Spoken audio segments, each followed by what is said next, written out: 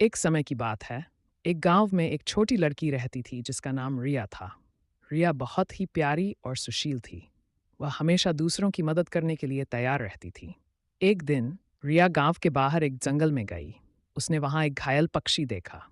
पक्षी बहुत ही डरा हुआ था और उड़ने में असमर्थ था। रिया को पक्षी पर बहुत दया आई। उसने पक्षी को उठाया और उसे अपने घर ले गई। रिया ने पक्षी की देखभाल की। उसने उसे खाना खिलाया और उसे आराम करने दिया। धीरे धीरे पक्षी स्वस्थ हो गया और उड़ने में सक्षम हो गया। एक दिन पक्षी रिया के पास आया और बोला, रिया, तुमने मेरी जान बचाई है। मैं तुम्हें धन्यवाद देने के लिए आया हूँ। रिया ने कहा, नहीं नहीं, इसमें मेरी कोई बात नहीं है। मैंने तो बस तुम्हारी मदद की है। पक्षी ने कहा, नहीं रिया, तुमने मेरी बहुत बड़ी मदद की है। मैं तुम्हें एक उपहार देना चाहता हूँ। पक्षी ने रिया को एक जादुई उसने कहा, यह पंख तुम्हें किसी भी मुसीबत से बचा सकता है। रिया ने पंख को धन्यवाद दिया और उसे अपने पास रख लिया। कुछ दिनों बाद गांव में एक भयानक तूफान आया।